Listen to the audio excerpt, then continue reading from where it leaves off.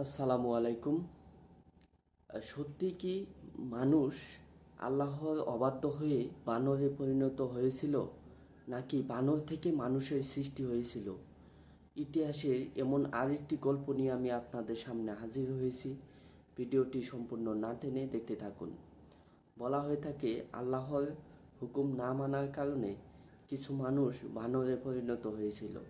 সেই মানুষগুলোর নাম, ঠিকানা, বয়স সব কিছুই লিপিবদ্ধ হয়েছিল। আসলে কি বাস্তবে এরকম কোনো ঘটনা পৃথিবীর ইতিহাসে কি ঘটেছিল? তাহলে জেনে নেওয়া যাক সে তার আসল কাহিনী। বলা হয়ে থাকে পৃথিবীতে অনেক জাতি, অনেক গোত্রের বসবাস হয়েছে।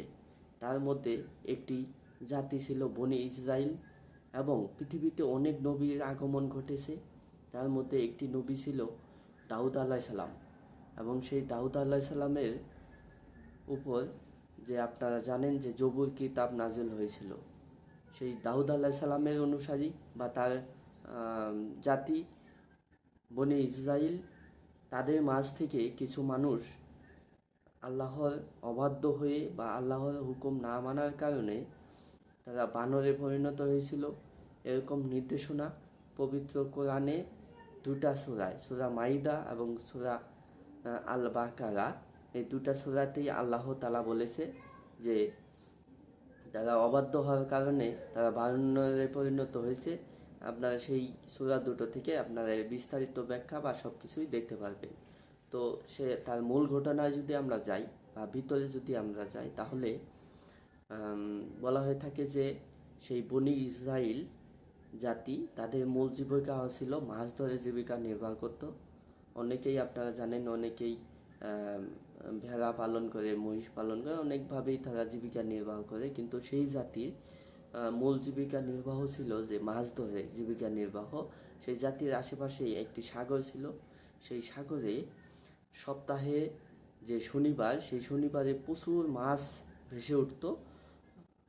সেখানে সাগরে পাওয়া যেত প্রচুর মাছ। কিন্তু আল্লাহ তাআলা তাদের সেই জাতির উপর শনিবারের দিন মাছ ধরা নিষেধ করে দিলেন সম্পূর্ণরূপে।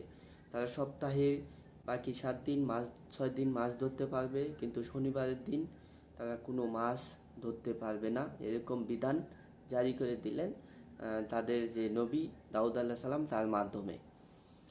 তো লোকজন এই ঘোষণা শোনার পর সেখানে 3টি দলে বিভক্ত হয়ে গেল লোকজন। এক দল যারা আল্লাহর সাথে চালাকি করতে শুরু করলেন বা নবীর সাথে চালাকি করলেন। তারা শনিবারের দিন ঠিকই মাছ ধরলেন না, কিন্তু শুক্রবারের দিন তারা মাছ ধরার যে যন্ত্রপাতি তাদের, সেগুলো সেই সাগরে নিক্ষেপ করে রাখতেন বা বিভিন্ন জায়গায় ফেলে রাখতেন।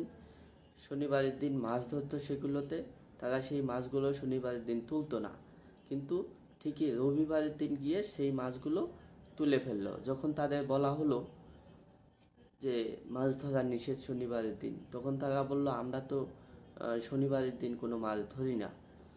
এরকম চালাকি করতে লাগলেন। আরেকটি দল যারা প্রকাশ্যে বিরোধিতা করলেন যে এভাবে মাছ ধরা যাবে না, আল্লাহর হুকুম অমান্য হচ্ছে বা আল্লাহর হুকুম মানা হচ্ছে না, আল্লাহর অবাধ্যতা হচ্ছে, এরকম প্রকাশ্যে বিরোধিতা করলেন। আরেকটি দল তৈরি হলো, যে দল সব কিছু দেখে শুনে বুঝে কিচ্ছু বললো না কাউকে, সব চুপ করেছিল। এরকম 3টি দল পরিণত হলো। তো যখন শেষ পর্যায়ে, এক পর্যায়ে আল্লাহর হুকুমের অবাধ্যতা সবচেয়ে ভয়াবহ পর্যায়ে পৌঁছালো, তখন আল্লাহ সেই অবাধ্য লোকদের বানরে পরিণত করে দিলেন, যারা শুক্রবারের দিন মাছ ধরতেন তাদের। তো এভাবেই সেই আল কোরআনে কিন্তু এই ঘটনার উল্লেখ আছে, সূরা মাইদা এবং সূরা আল বাকারা, এই দুইটা সূরাতেই কিন্তু সেই ঘটনার বিস্তারিত বর্ণনা আছে, বা তাফসির থেকে আপনারা সম্পূর্ণ ঘটনা পাবেন তাফসির থেকে। তো এভাবেই আল্লাহর অবাধ্য হওয়ার কারণে কিন্তু শনিবারের দিন মাছ ধরে কিছু মানুষ বানরে পরিণত হলো। এবং এখান থেকে আপনাকে কয়েকটি জিনিস শিক্ষা অর্জন করতে হবে, যে আল্লাহর হুকুম যে অবস্থাতেই আপনি থাকেন না কেন, আল্লাহর হুকুম আপনাকে মানতে হবে। এবং আল্লাহর হুকুমের সাথে কোনো ছলচাতুরি বা চালাকি করলে সেটা আপনি ধরা খাবেন, বা আপনার জন্য যে বিপদ অবশ্যম্ভাবী সেটা কিন্তু আপনাকে ভোগ করতেই হবে। আর এটা গেল 1 নম্বর শিক্ষা। 2 নম্বর শিক্ষা যদি ধরেন যে এখানে আল্লাহর হুকুমের ব্যাপারে কোনো নীরবতা থাকা যাবে না, যে হুকুম দিচ্ছে সেটাই আপনাকে পালন করতে হবে।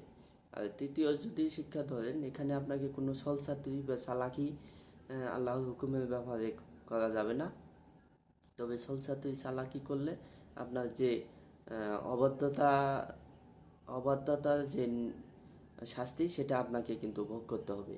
এই ছিল সেই দাউদ আলাহ সাল্লাম এবং তার কওম বা জাতি বনি ইসরায়েলের উপর আধিপত্য সেই ঘটনা, বা শনিবারের দিন মাছ ধরার ফলে কিছু মানুষের বানরে পরিণত হওয়ার সেই ঘটনা।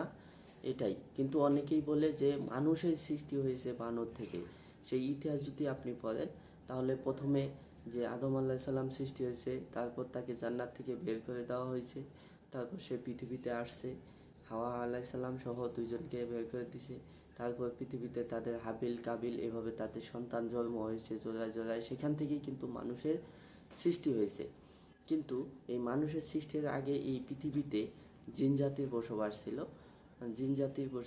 সেই জিন জাতি ধ্বংস হয়ে গেছে। তারপর মনুষ্য জাতির আগমন ঘটেছে। কিন্তু অনেক মানুষ বা অনেকেই দাবি করে যে বানর থেকে মানুষের সৃষ্টি হয়েছে। না, আপনি যদি এই কোরআনের এই 2টা আয়াতের তাফসির দেখেন, তাফসিরে বাইজামি, তাফসিরে মারিফুল কোরআন, এগুলো যদি আপনি দেখেন তাহলে এখান থেকে বিস্তারিত আপনি পাবেন যে সেই শনিবারের ঘটনা এবং সেই অবাধ্য জাতির ঘটনা, যে আল্লাহর অবাধ্যতার কারণে, আল্লাহর হুকুমের অবাধ্যতার কারণে, সেই শনিবারে মাছ ধরার কারণে কিন্তু সেখান থেকে মানুষ বানরে পরিণত হয়েছে। বানর থেকে যে মানুষ হয়েছে এরকম কোনো ইতিহাস, এরকম কোনো দালিলিক প্রমাণ বা এরকম কোনো ডকুমেন্ট আপনি পৃথিবীর কোথাও খুঁজে পাবেন না। যেগুলো ডকুমেন্ট বানিয়েছে সেগুলো মন গড়া কাহিনী, তার সত্যতা বা নিশ্চয়তা কোনো ধর্মগ্রন্থের আলোকে আপনি পাবেন না। এটাই একটা গুরুত্বপূর্ণ পয়েন্ট, আপনারা মনে রাখবেন। কোনো ধর্মগ্রন্থের আলোকে এই পয়েন্টটা আপনারা পাবেন না, কিন্তু ধর্মগ্রন্থের আলোকে আপনি পাবেন যে কিভাবে মানুষ থেকে বানর হয়েছে, কি কারণে, কোন ঘটনার পরিপ্রেক্ষিতে। এই ঘটনা কিন্তু আপনারা পাবেন কোরআন, মুসলিমদের বা আমাদের মুসলমানদের পবিত্র ধর্মগ্রন্থ আল কোরআন। সেই আল কোরআনের 2টি সূরা, সূরা আল বাকারা এবং সূরা মায়েদা, এই 2টা জায়গায় আপনি কিন্তু এর বিস্তারিত পাবেন। তো এই হলো ঘটনা। পরবর্তীতে কোনো একটি ইতিহাসের এরকম গুরুত্বপূর্ণ ঘটনা নিয়ে আমি আপনাদের সামনে হাজির হব। সে পর্যন্ত সবাই ভালো থাকবেন এবং ভিডিওটি লাইক, কমেন্ট, শেয়ার, সাবস্ক্রাইব করে পাশে থাকবেন পরবর্তীতে আরও এরকম ইন্টারেস্টিং ভিডিও পাওয়ার জন্য। আসসালামু আলাইকুম।